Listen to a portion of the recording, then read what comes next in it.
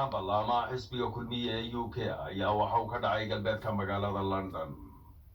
Kulankan oo ay soo agaasimeen laamaha xisbiga kulmiye ee galbeedka magaalada London ayaa la xurkayay ujeedada kulankaasi waxaa sidii ay uga wada hadli lahaayeen ama ay uga tashan lahaayeen ayahooda mustaqbal ee xisbiga kulmiye UK, iyadoo halkaasina ay ku sii sagootiyeen xildhibaan golaha guurtida oo indhow ay talaba ku sugnaa dalka kale UK haatana uu kici timi doona dalkii hooyo Cabdilqaadir Indhaydho, iyadoo halkaasina ay ku soo dhaweynayeen wasiir ku-xigeenka wasaaradda xanaanada xoolaha Yurub Abiib oo iyaduna haatan ku sugan dalka kale UK.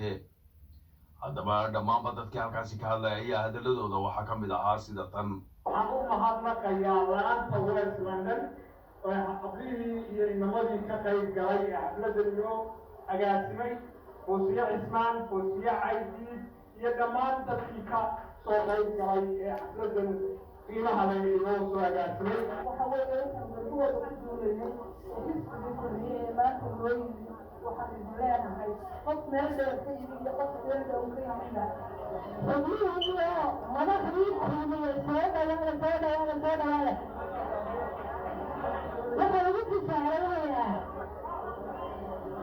xisbiyadahooda xisbigan baa la dhacayaa shanta sano ee soo socota iyo kulmiye. markaa xildhibaan waxaan ku leeyahay aad iyo aad baad u mahadsan tahay. waxa kale aan u mahadnaqayaa oo caawayna la joogta wasiir Yurub oo iyaduna wasiir aad iyo aad ugu qaaliya qaranka. marka hore ilaahay baa mahadle ila kalumsiye caawayna oo caafimaad qabnaa mahadnaqa ilaahay baa iskale. mar labaadna waxaan soo dhaweynaynaa caawa xildhibaankeenna Cabdilqaadir Maxamed Xasan iyo wasiirkeenna dalkii hore inooga yimiday wasiir Yurub.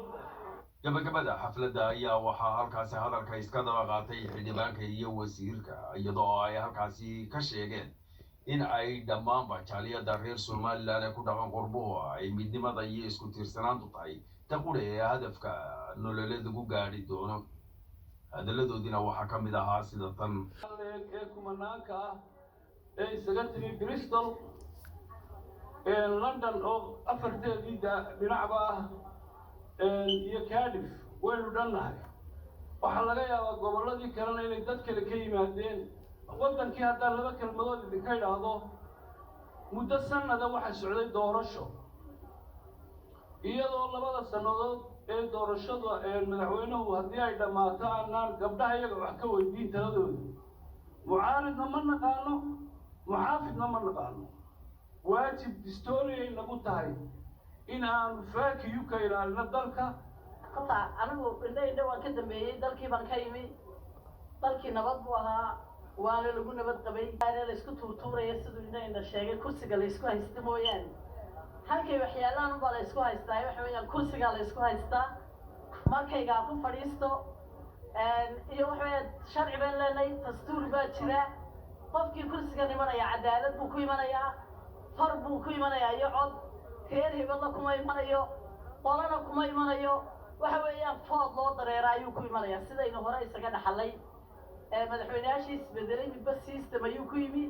laakiin sidaad ogtihiin saddex madaxweyne oo laga soo bilaabo Daahir Yaale waxay ku yimaadeen cod fooda oo farac. madaxweynaha Muuse Biixi bedelayaana xilligiisii sidii isaguba Axmed Siiraayo u bedelay. nin food ku yimi oo dadku ay codkooda iyo kalsoonideeda siiyeen ayuunbaa bedelayay. nina xoog kursiga kuma imanayo in badanoo horena waanu sheegay. xukuumadihii kulmiye kala dambeeyey run ahaantii waddanka iyo dalkaba sidaad ogtihiin wax badan ayay ka qabtay. faarkaa ku yare, laakiin waxaad fooq aragteen Hargeysa iyo waxaad wasaarad aragteen iyo meel qurux badan. xukuumaddii kulmiye Axmed Siiraayo markii ay timi waxaad ogeydeen inay wasaaraduhu wada guryaheedooda gaagaaban ahaayeen. waxaasoo fooqa kulmiyaa dhisay, ama kii hore ha dhiso ama ka maanta jooga ha dhise. waxaad ogtihiin guulaha la gaadhay ciidamadeena inay xuduudda Garowe ay qarka u saaran yihiin oo ay xuduuddii soo xidheen. waxaad ogtihiin inay yoocada joogaan ciidankeennii qaranku. waxaad ogtihiin inay waddanka ciidamo ku filani amniga bilayska ay joogaan oo ciidamadeena ay aad iyo aad u xoogan yihiin. kulmiya guuluhu gaadhay waxaa ka mid ah waxa weeyaan indhaan haddaan la iska tirinaynin wax badan ayuu kulmiya qabta. عيناوي عثمان دعاء تي في قرنك جمهورية الصومالي لندن